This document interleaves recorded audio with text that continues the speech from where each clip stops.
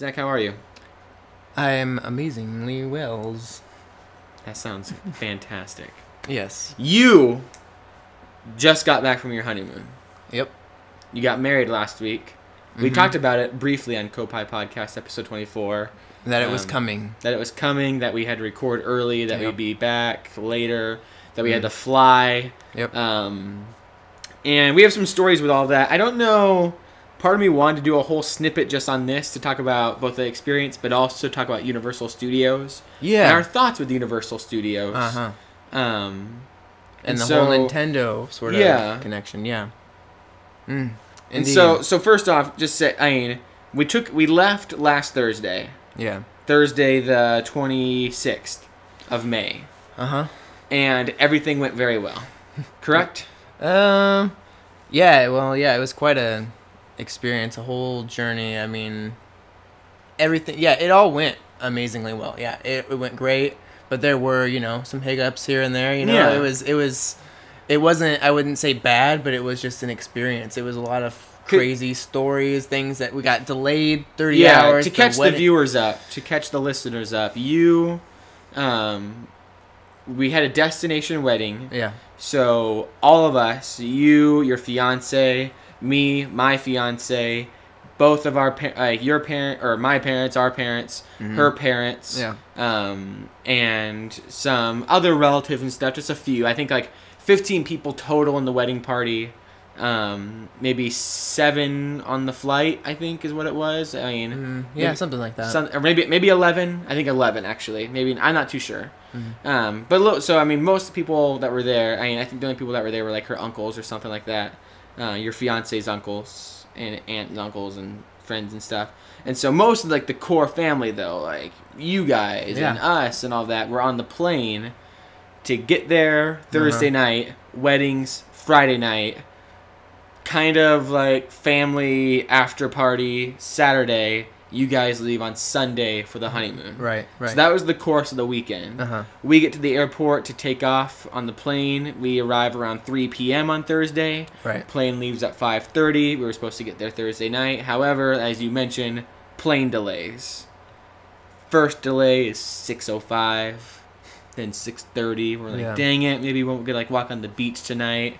Then they're like, hey, it's 7. We're like, darn it, we should have just gone out for dinner. And they're like, hey, by the way, it's 8. And we're like, when we get there, we have a drive there, so we're not going to get to like the hotel till like 1 a.m. their time. Right. Then they're like, okay, maybe it'll be about 9 o'clock when we take off. We're like, this is just getting absurd. And then they come out with pizza. Yeah.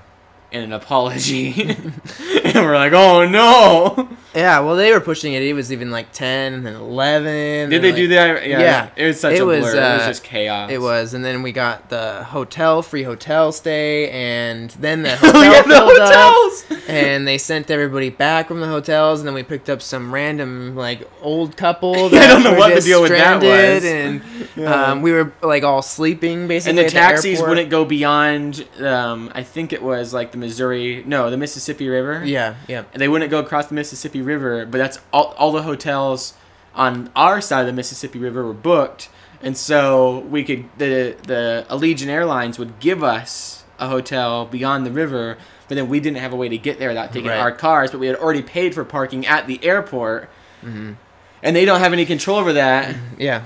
Allegiant Airlines on blast. You guys freaking suck.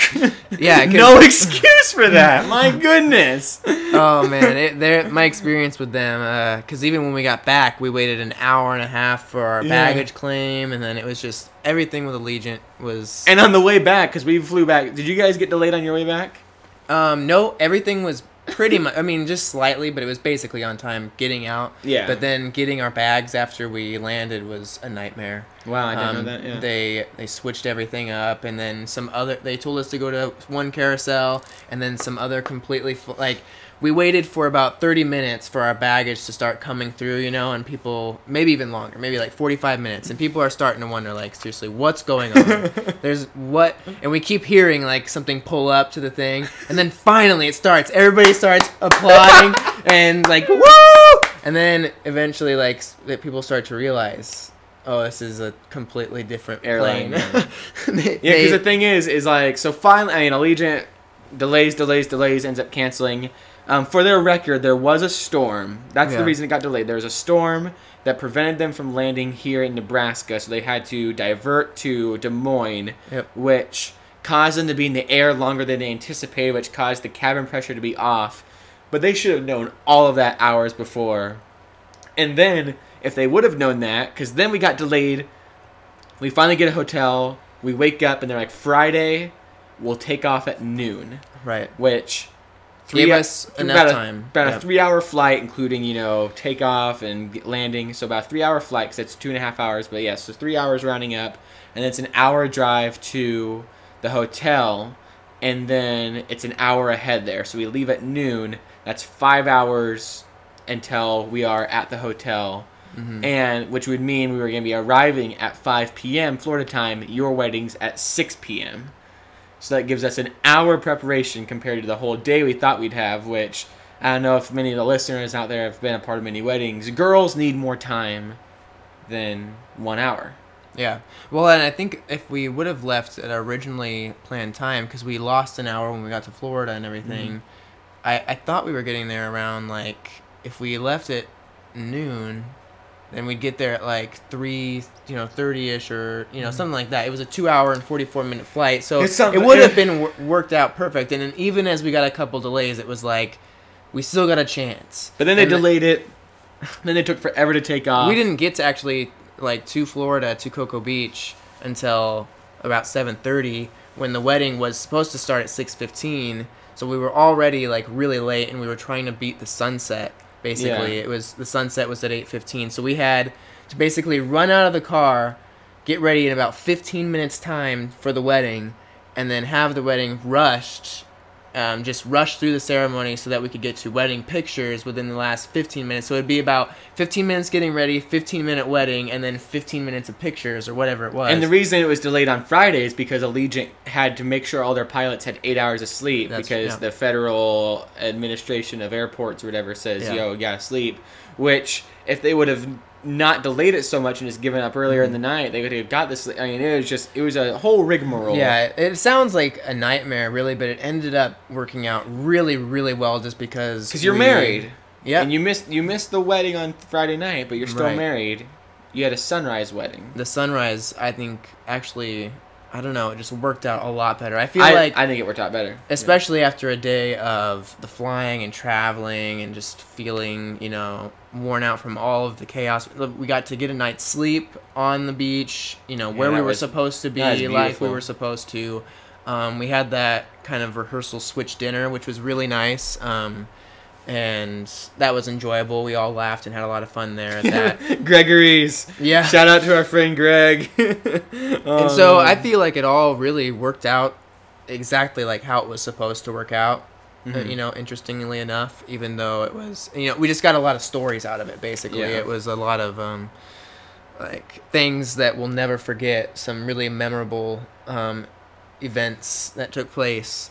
And, so yeah, then we all went to Ron John's before we headed out, and then Kayla and I went on our honeymoon cruise. Or we went to, actually, we had the sunrise wedding, and then literally an hour after getting married, we went to Universal Studios and did that whole thing. We went to both of the Universal Studios. It's one of the reasons I really want to share this story. One, because it's our story, it's our weekend, it's your wedding and all that. It's a fun story to share because I think the whole rigmarole with all the airport stuff was just absolutely insane. I mean, it makes such a fun wedding story, and you're going to have to find ways to add stuff to that in the years to come. Every anniversary, add a new part of the story, and then you got this guy sitting next to me. Actually, although I don't want to fly anymore, because that just, oh my god, it was so terrifying.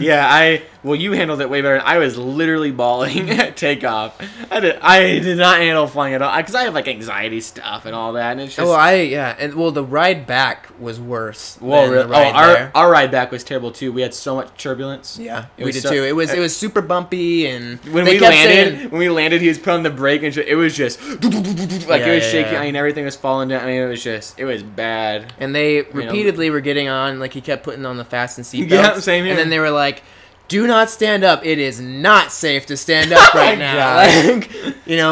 Extreme, I didn't get to sit by Michaela on the way back. because we were separated. wow. So I was just like, No, that'd be I sat by Dad, but because I was like clinging on the way back to Kayla's hand, like on the way there, I was clinging on my fiance's hand and stuff. But Mom got a window. I'd be trying to play back. my 3DS, you know, like I was playing some Animal Crossing. I checked up on Deli. How's he still doing? there. Good. Deli's still there. Yeah, shout out to Nintendo real quick. At the airport, you and I did some Mario Golf. Yeah. I won. Yep. And I think you won the Smash set maybe too. And I won Smash. Yep, we did that. That's so really fun. I really wanted to try Triforce Heroes with the download play, but we just didn't get a chance because you guys at that point were like really paying attention to the delays and trying to figure out stuff like with the wedding coordinator. Yeah. I did play a ton of Kirby Triple Deluxe. That looked really fun. And by far my favorite Kirby game I've ever played. Makes me super hyped for Planet Robobot. I won't go get that right away.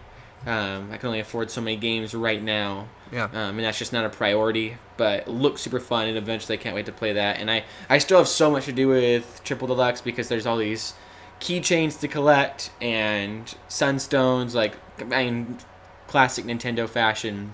And it's so cool because the keychains are like just little collectibles, but you can like rotate them in 3D and they have a shine to them. Like it's just a beautiful game, and really like a challenging platformer if you want to get all that stuff and figure out the puzzles and all that to find the collectibles. I also played a ton of Zelda Picross at the airport and on the flight. Very, very fun game. Definitely recommend that to everyone.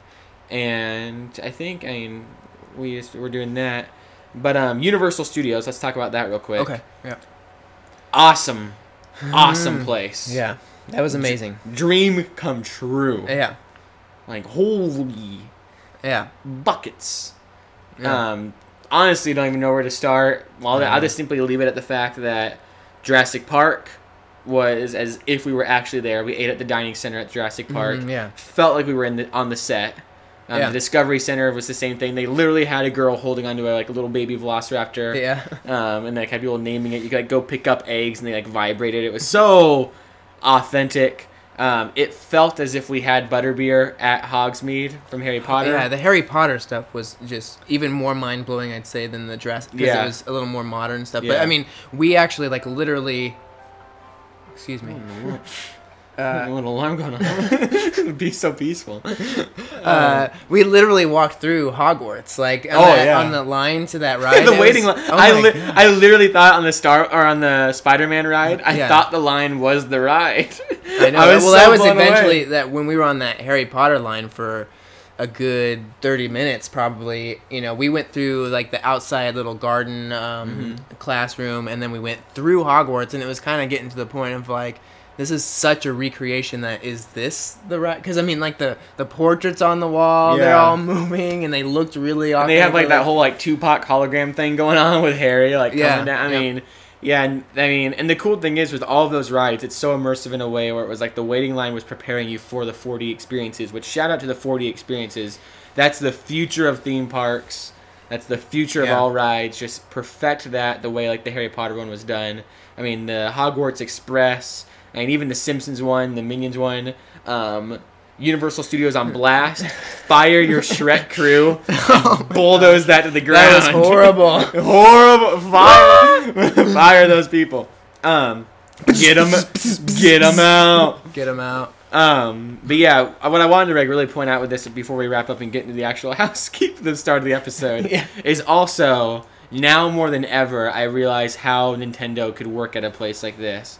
Because we had talked about they're coming to Universal Studios in Japan, and we'll probably eventually get them in the West. I wouldn't see why not. Yeah, especially if it's a hit in Japan, I can't imagine it not being a hit. In Universal, definitely. We're gonna get a Nintendo extension stuff, and especially it would sign the Simpsons and all that. And I mean, all these, I can just imagine lots of 4D experiences where you go through the Legend of Zelda experience, where you walk through Princess Peach's castle from Super Mario 64 is no doubt going to be a waiting line where you go through and there's going to be the paintings on the wall and ba ba ba ba ba ba. It's going to be insane. There's going to be so many experiences like that, and the Bowser castle from 3D World. We really need a recreation of that. Yeah, I bet there's just going to be there's so much to do there. So many. And I mean, even like the whole Popeye thing, like that ride and stuff. I mean, Oh yeah. something, a franchise you wouldn't really think they could do a lot out of to make like for an action sort of sequence, and they found a way to really cater to that. And so, Metroid could be really cool. Yeah. Like going through, all their IP could be really utilized. like the whole comic book lane at Universal Studios Yeah. was very much so like you can just, and that alone is like, this is probably what the Nintendo one's gonna look like, and it's gonna be awesome. I mean, they had comic book stores there. I see no reason they wouldn't have like video game stores at the Nintendo one. And so that's gonna be really awesome. And so that's our story of Universal Studios. Let us know if you've ever been to Universal Studios and your experience there Yeah. down in the comments below. Beyond that,